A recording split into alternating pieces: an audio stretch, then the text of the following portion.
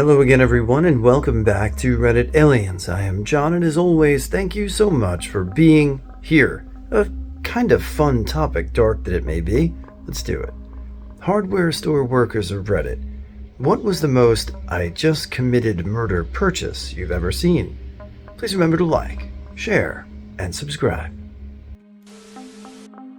Not hardware, but close to it. Circa 1998, I was working at a gas station one night and a man comes in with a blue gas can.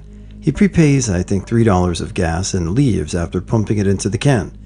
It stuck out in my mind because blue cans are supposed to be for kerosene.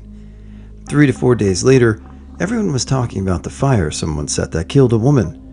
A fire investigator shows up at the station and asks if I remember a certain name and or vehicle. I don't. The investigator then tells me that they can tell which gas station gas came from, so it has to have been bought either at our station or one 15 or so miles down the road. After chatting a bit, he mentioned that the arsonist had used a blue gas can. The light bulb came on over my head and I mentioned seeing one. The guy with the blue can ended up killing someone with the gas can I sold him. My hardware store did sell to a serial killer about 20 years ago. He ordered rope and a specifically short amount of chain and wire that was sold by the foot.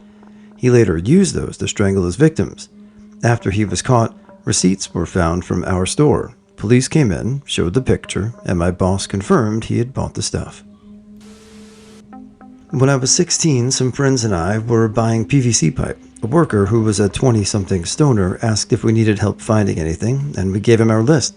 He chuckled and said, "You're building a potato gun." We claimed we weren't, and he just shook his head and told us we were doing it wrong. He showed us all the parts and told us how to put together our not potato gun. I hope that dude is thriving because the potato gun he helped us with literally shot a potato over 2 football field lengths. It was basically a 5-foot-long mortar. In my spare time, I'm sometimes a stagehand. Recently, I had to buy plastic tarps, duct tape, and zip ties for production. I didn't think about how that would look until the obviously very new cashier was like, that's some collection of items you got there. I work for a call center of a farm-type supplies, and I had a guy call and order some buckets, a tarp, and some 5 pairs of gloves. They made sure that these were shipped to his office, not home. Not a murder, but a woman once came into Fleet Farm in the middle of the workday in a very nice business suit. I rung her up for a castrator pliers and 1 single bag of bands. I asked if she wanted to put it on a farm sheet, and she said it wasn't for farm use. Completed her purchase in cash and walked out. It was not spring, when sheep castrating usually happens, and she was what I would call highly agitated. I watched the newspaper for a while after that. I once bought 4 bottles of bleach and a wire brush with no other items. The checkout lady didn't laugh when I said it was hard to get blood out of the tile, lol. A long time ago, my mom worked as a manager at a local Ace hardware store that sold guns and ammo. She had a story of a guy that came in and very urgently wanted to buy a gun and 1 bullet. She refused him. You work retail enough you don't even notice. The person could roll through with duct tape, a chair, large metal wash tub, 2 bags of quick-set concrete, and a bag of zip ties, and it wouldn't even slow down the cashier except to roll the bag of concrete over to get at the barcode. I bought a murder kit for my friend's birthday from the dollar store a few years ago. The cashier didn't care at all, but the guy in front of me was looking worried.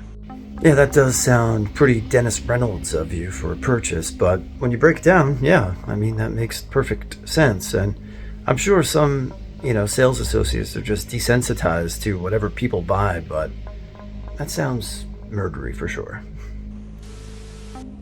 Years ago, had a guy walk in quickly and say he needed a shovel, black tarp, and lime. I told him where everything was and said, "And I don't want to know about it." He was confused and I said, "You're buying these to dispose of a body." He got sad. His dog had died.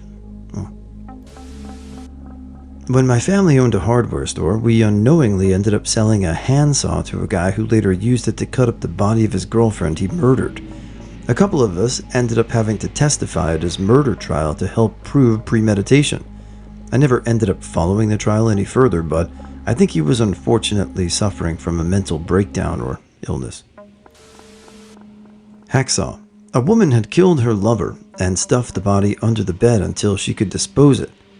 After she was caught, the police came by to confirm she bought it from us.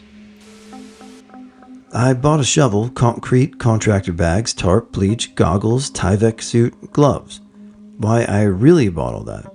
Completing turnover repairs on a rental property. Had to dig around a porch slab to reinforce with additional concrete. The porch was surrounded by a flower bed, so all of the dirt had to be put on the tarp. Trash bags were used to pick up all of the trash left on the property by the previous renters. Bleach was diluted with water and used to kill mold spores in the shower surround. Goggles and Tyvek suit were used while operating a paint sprayer to paint the interior of the home.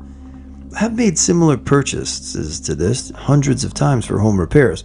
So far, no FBI agents have come looking for me. About 20 years ago, I worked at a Sears that was in one of the last major shopping centers on the way to a very fashionable vacation destination. A well-dressed older guy in a baseball cap came in and filled up his cart with saw blades, handsaws, drill bits, and so many vices. It was all woodworking stuff, but in surprising quantities. Usually the big sales were to young people just starting out in the trade or recent retirees starting a new hobby. The woodworkers this guy's age tended to have established shops and garages and would come in for replacement pieces, but this was all brand new. I wanted that commission, so I worked a little extra to help him find stuff. He was pleasant and soft-spoken. When I rang him up and asked for his phone number for the rewards program, he gave me a number with an LA area code. Back then, it was more rare for people to have out-of-state numbers, especially among our usual customers. That alone, combined with the purchase, made him stand out. I entered the number, and his name popped up on the screen. Wes Craven. We had a guy come in right as we opened at 6 a.m. He asked someone to cut him a short length of rope, explaining that he was going to use it to hang himself. One of our cashiers spent some time talking to him and was able to talk him down. He left without buying the rope, and management gave the cashier an award later that year for helping the guy.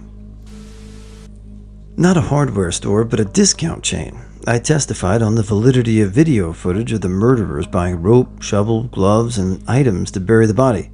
These guys used a brand associated only with that chain of stores. Pretty easy to trace the tools back to where they were purchased.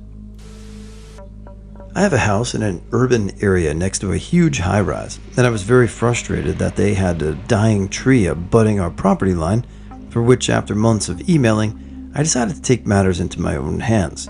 There was also a large rat problem from their dumpsters, so I went to Home Depot and I got a product to solve each problem.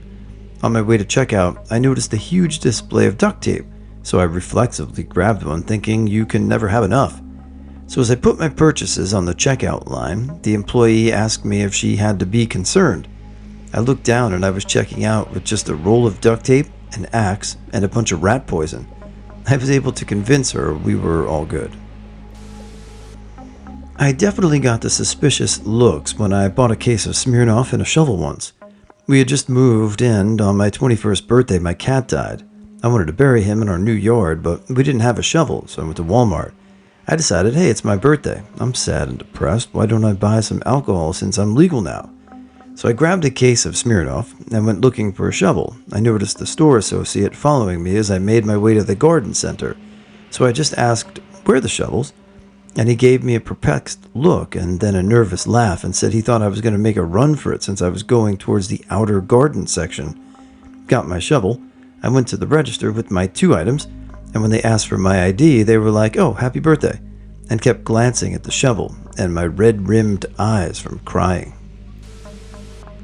Not a hardware store, but a bicycle shop. Guy came in and asked for a few bicycle inner tubes. Said he was going to do something nice for the kids. His car was found in a forest the next morning, with the inner tubes connected to the exhaust pipe. He had kidnapped his ex-wife and 2 little kids and gasked them and himself in the car. Saddest thing was, the little girl had written a letter to her classmate a week before, in which she said she thought her dad was going to kill them. She was only 8. The father had been issued with a restraining order that morning for domestic violence, but the police did nothing to protect them. A friend told me the story of how she was busy looking at saw blades when someone asked if she needed help. When she turned and asked them which of the two she had in her hand, which one they think would be best to cut through human bones, they very quickly walked away, saying they'll go check. For context, she was actually needing to know this, as she was in a forensic lab dealing with a mass body count after a horrifying bushfire, when they ran out of blades and not able to get some sent from their supplier in time.